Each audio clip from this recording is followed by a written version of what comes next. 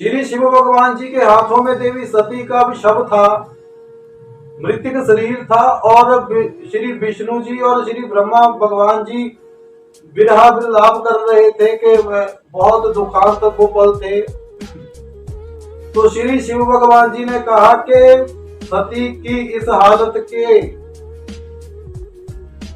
मुख्य दोषी आप भी हो श्री विष्णु, और आप भी हो ब्रह्मा जी, नारायण, आप भी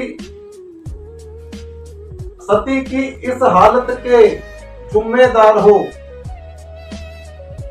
तो श्री विष्णु भगवान और ब्रह्मा जी ने हाथ जोड़कर कहा कि वो कैसे कि हम कैसे प्रभु, हम कैसे महादेव, हम कैसे, हम भी दोषी। तो श्री शिव भगवान जी के आंखों में अश्रुओं की धारा थी और बोले कि मैं मना कर रहा था शादी करने के लिए।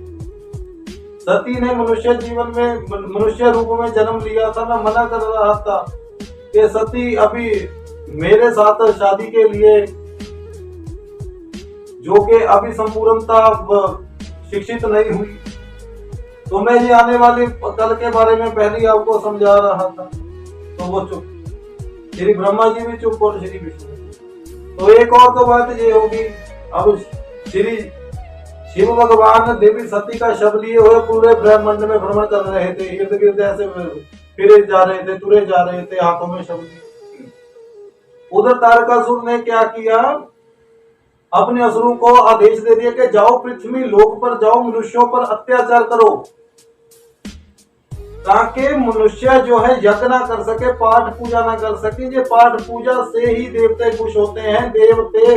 देवतों को ही ये यज्ञ का जो भी यज्ञ में अर्पण करते हैं देवतों के पास जाता है।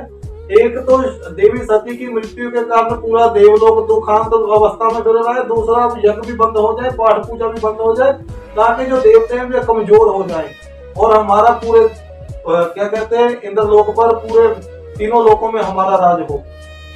गुरु शुक्राचार्य जी ने तो इस बात की बहुत निंदा की थी कि अभी तो दुखांत पल है, हमें तो साथ देना चाहिए देवताओं का, लेकिन तू तारकासुर बहुत ही पीठ पर छुरा मारने वाला एक काम कर रहे, नहीं माना।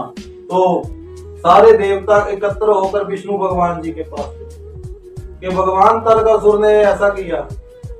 तो विष्णु भगवान जी ने कहा कि मैं और श्री ब्रह्मा जी भी श्री शिव भगवान जी के बिना कुछ नहीं कर सकते।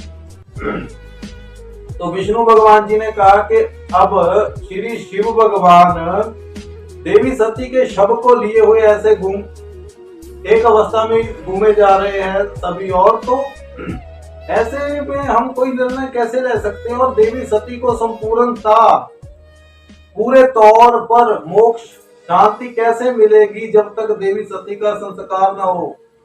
देवी सती का जो शरीर है वो पृथ्वी में ना मिले, जो पृथ्वी को जन्म देवी सती ने ही दिया था, देवी सती जननी है पृथ्वी की, तो अब पृथ्वी में पृथ्वी को बनाने वाली का शरीर ही ना मिले तो और तब तक संपूर्णता सती को शांति कैसे मिले। तो श्री विष्णु भगवान जी ने कहा कि मैं चक्कर से, सुदर्शन चक्कर से देवी सती का जो शरीर है वो काट दूंगा, वो उसके अलग अलग पार्ट्स हो जाएंगे, वो श्री शिव भगवान जी के हाथों से नीचे गिर जाएगा और वो पृथ्वी में धरती पे आकर धरती की गोद में समा जाएगा। तो ऐसा ही हुआ, श्री विष्णु भगवान जी ने सभी देवताओं को साथ में लिया और चक्कर सुदर्शन चक्कर का मंत्र जाप करके वो छोड़ दिया और देवी सती का शरीर जो था वो अलग अलग पार्ट्स में बट गया। श्री शिव भगवान जी के हाथों से वो शरीर अब वक्त अलग हो चुका।